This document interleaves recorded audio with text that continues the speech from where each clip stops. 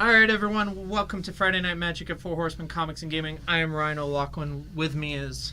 Ryan Wolf, Dream Team back in town. Yep, and we have two great players down in the feature match area tonight. On the left, we have Elliot Butcher, who I believe is on Abzan midrange, versus Paul Mills, who is on the Grishoalbrand deck. Ryan's... Looks like Elliot has a pre-boarded Nihil Spellbomb, so... It's actually, I've seen a lot of lists lately that have one Spellbomb in the main. Okay. Because it has a utility and a lot of matchups, and it also just cycles. Right. Yeah. And this is a deck that essentially has no card selection whatsoever, so it doesn't hurt them to have that. Plus, Dredge is a terrible matchup. Right. So sometimes you just get lucky and have it. All right, so Inquisition for Elliot, and Paul reveals 2 Apes, Nourishing Shoal, Faithless Looting, Borgamos, and a Swamp. Borgamos Or enraged. Borgamos. Enraged. Enraged, you're right. You're completely right. So I probably take the Nourishing Shoal here, just because, like, you're not really afraid of the... Is it triple green X? It's double green. Double green X? Okay. But I think you still take it just because, like, that allows... It's a combo piece. Right. Yeah. It allows them to keep going off. Like, you don't really care about the looting, I guess. Like, sure, I guess that helps them, but, like... Yeah, but, I mean, you have a Spellbomb backup. He's digging for combo pieces, so you made it... And there's 2 combo pieces in his hand. One you can take, one you can't. So, right. So you might as well take... Yeah, and so Elliot decides to go with the Faithless Looting. Okay. Well, it may be that because he can't take him off the combo entirely, because he can't take the Borgamos, he'd rather just take Paul's 1 card selection spell. Right. Alright, so Blackleaf Cliffs for Paul. Which, I mean, I guess the argument can be made for that as well. Right. So we're going to fetch here, go get the Godless Shrine. Basically has perfect mana now. Yep. He has all 3 of his colors. So Sean has both of his colors that he's going to have. And then from Paul has 2 out of his 3 colors. So... Alright, so Elliot has completed his fetch land. He's going into his main phase. Draws Windswept Heat for the turn. I think Lingering Souls, Dark Confidant. Path to Exile, which I saw earlier. That is a Path to Exile, not the... I believe he has a Lingering Souls as well, though. Yeah, does he? Alright, so he's going to cast Bob for the turn and kick it back to Paul. Because I think the Lingering Souls was in his hand along with the Path. Unless he has 2 paths. That's completely possible. So he's allowed to play up to 4. Yeah, I mean, you're right. Alright, here's a flashback of Faithless Looting. Yep. Paul's going to draw... Looks like another Borgamos and maybe a Grishoalbrand. But Borgamos are not like Siege Rhinos. They don't do well in packs. Yeah. Or actually, that's a Goryo's Vengeance, it looks like. Mm-hmm. Instead of a Grishoalbrand. So Paul's really trying to decide if he wants to actually discard this just because of the Spellbomb being there. Yeah, he has to... His first attempt to go off is going to fail because of the Spellbomb, unless Paul has some sort of main deck removal spell for the Spellbomb, which is unlikely. Right. Unless maybe he has Kolaghan's Commander or something like that. And that's unlikely as well. Yeah, unlikely, but possible. I wouldn't bet on it. So he knows his first attempt is going to fail. So actually the second Borgamos probably isn't that bad of a draw. So he's going to go ahead and let the first one go. He's going to discard a Nourishing Soul. Okay. He's going to kick it back to Elliot. Elliot's going to fetch end of turn. Go down to 18. Probably he's going to go get the Stomping Ground, or not the Stomping Ground, excuse me. The Ogren? Or Temple Guard. Nice. He had the... Okay, so he has the Blossoming Marsh. So he had double black, yeah. So just needed double white, double green. Okay. So typically you prioritize double black in this deck because of Liliana of the Veil. Right. Yeah. But you don't really have any double white or double green spells. But obviously you want to have the trifecta whenever possible. Right. There looks like a pretty dead card. Yeah, I would imagine that's a completely dead card in this matchup. Takes Elliot down to 17. There's a Goyf in Elliot's hand now, so In comes Bob, taking Paul down to 18. And out comes Goyf, who is I believe the I think he's a 4/5. Nourishing Shoal. That's an instant, correct? Yep. Yeah. So it's it's a 4/5. Okay. Yeah. Elliot luckily has the Tarmogoyf's dice to help us out here. Yep. And he's, thanks to the fact that he hasn't missed any land drops, he gets to hold open that Path to Exile. You're right, he does have 2. So his hand is 2 paths and a Fatal Push, I believe. Yep. So the Fatal Push, just dead card here. Yeah, but the 2 paths is great. It's very alive. The fact that he has a good clock, he has a card advantage source with Dark Confidant, he has Graveyard Disruption on the field and 2 relevant removal spells in his hand. I like Elliot's spot a lot. Right, so do I. Alright, so the pressure is on Paul to wiggle out of this. Now, Paul could end up having 2 Goryo's Vengeances. Yeah. Like, if he draws a second Goryo's Vengeance, that helps him a lot in being able to just, like, take this game over really, really quickly. Yeah, and he could Goryo's Vengeance. In response, Elliot activates Spellbomb. And then in response to that, he's cast the second one, yeah. So this time Elliot hit a land off the Bob trigger, so that's gonna do damage. Some cause for response. Target the Goryo's Vengeance. We're gonna go ahead and pop the spell bomb. Yep. It looks like Goryo's Vengeance will fizzle just because there's no target anymore. Yep. So it looks like Paul did not have 2. Right. So and that's gonna take Paul down to 12 from the attack from Tarmogoyf. And Elliot even gets to draw a card. And yes, he's drawing a lot of cards for an Abzan color deck tonight. Right, and they say blue draws most cards. Typically. Alright, it looks like another Tarmogoyf. Yep. Leaving up that Fatal Push and the Path. That was smart. So this is going to put Paul almost dead on board. I believe it just about does. Actually, they should be...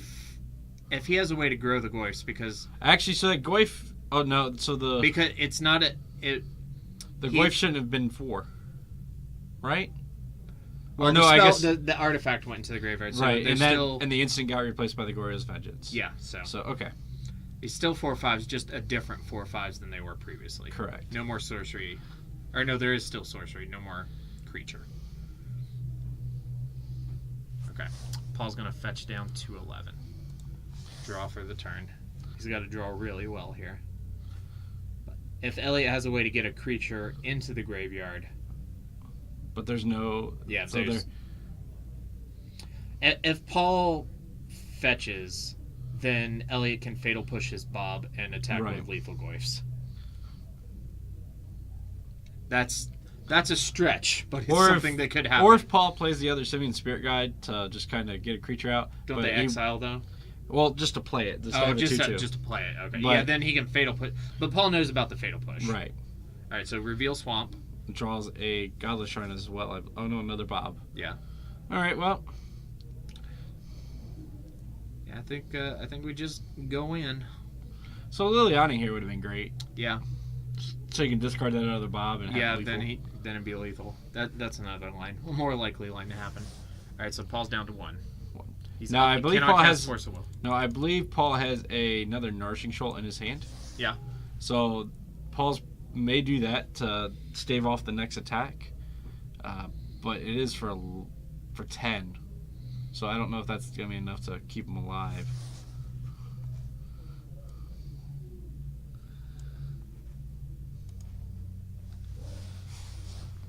So Paul looks like he's just going to scoop it up, and we're going to go ahead and go to game 2.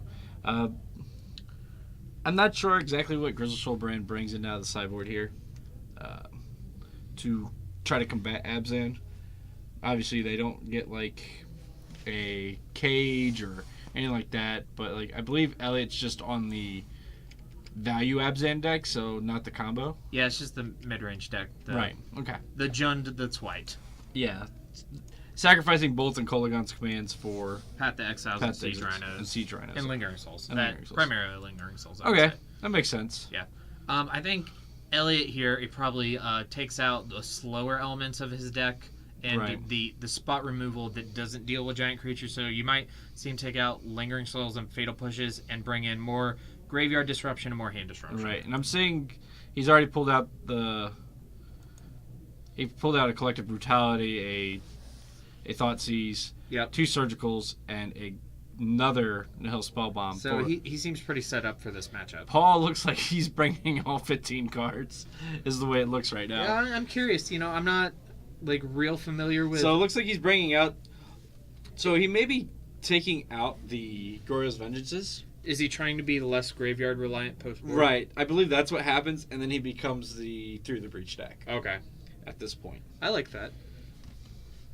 So you probably take out all the Goryo's Vengeances, take out the Faithless Lootings, because that's all they're going to be doing is just trying to get your guys in the yard, and then you just become a straight big mana deck that... I like that, but it's less effective against how Elliot's sideboarded. So let's say if Elliot was bringing in something like Rest in Peace or Tormont's Crypt. Right. Paul's plan would be really strong against that.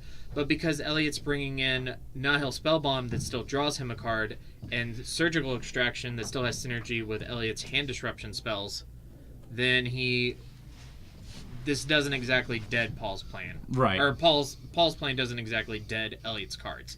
Where if Elliot was bringing in Rest in Peace, then because Paul sideboards the way he does, Rest in Peace would just be a dead card. Exactly. So... But I still think what Paul's doing is correct. We'll see exactly how it works out for him, and then hopefully this next we maybe get a game 3 out of this. Right. All right, everybody. Thanks for watching. We are broadcasting from Four Horsemen Comics and Gaming in the Morgantown Mall in Morgantown, West Virginia. We have 2 other locations you can check out: downtown in Waynesburg, Pennsylvania, and in the Meadowbrook Mall in Clarksburg, West Virginia. If you're in the area, come out to our events tomorrow. We have a Grand Prix trial for GP Las Vegas at noon. It is the standard format, $10 to play, cash prizes. And then we're also having Modern Masters drafts all weekend. We have one tonight at 10 o'clock, tomorrow at 6 o'clock, and Sunday at 1 p.m. They all have a $35 entry fee, and we do give out Modern Masters packs as the prize support. So those are definitely fun. I got to do one last week myself. Drafted Blue, White, Blink. It's a great draft archetype.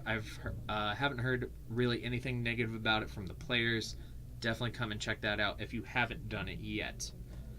We're also doing a promotion where the winners of the first 8 drafts we fire will get to participate in a free Modern Masters draft, the winner of which will win a revised Bayou.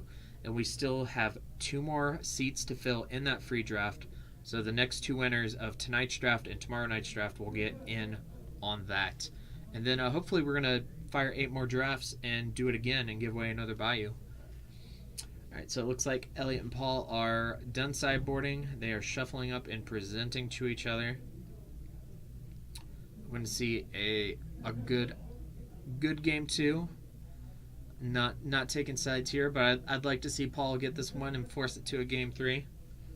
Through the Breach, not one of my favorite cards to cast in real life, but definitely a fun card to see cast on camera. Does lots of goofy things. If you notice, I've been talking a lot. Mr. Wolf has not been talking much. That's because he had to step out of the booth momentarily. So if you are just joining us, no, we are not doing single commentary. My partner will BRB. It looks like both players are going to mulligan down to 6, which I'd rather see 2 mulligans from each player than one from just one. Exactly. Yeah. Sorry about that, guys. I stepped away a little bit to handle a judge call on the main floor. Okay. It was about how to shortcut properly for Infinite Scries, basically. For somebody playing Abzan Company, I assume. Yes, with C-Free. Mr. Negri, I assume. Actually, it was not Mr. Negri. Who else is playing it tonight? Moraski. He's playing Abzan Company. Oh, yes. Okay. That's new for him. So he was trying to figure out how to Infinite Scry with Renegade Rallier and C-Free. Safi? Safi, Eric Yoder. Oh, excuse me. No worries. Alright, so it looks like Elliot's keeping 6, and Paul, unfortunately, is going down to 5. Doesn't look good in the face of Elliot's boarding plan, and also Elliot has a Liliana in his hand. And a Maelstrom Pulse, it looks like. Oh yeah, so he has 2 answers to any creatures that Paul can present, and it looks like Elliot also has at least 2 lands. Right, so looks like Elliot pretty well set up. Paul having a mulligan to 5. From what I understand of the Grishoalbrand, it mulligans decently well. Yeah. Usually Simian Spirit Guide decks do. Typically, yeah. Like I've played quite a few. Yeah. So, the worst I've ever had to mulligan down to is a 3. Mm-hmm. And even then, I still won. I mulliganed to 3 once and won. Once. Against Burn. Huh? So that was cool. Yeah. Was that with Painter? No, that was with Prison. Oh, okay. It was 2 lands in a in a story circle. So you just beat him with 1 card.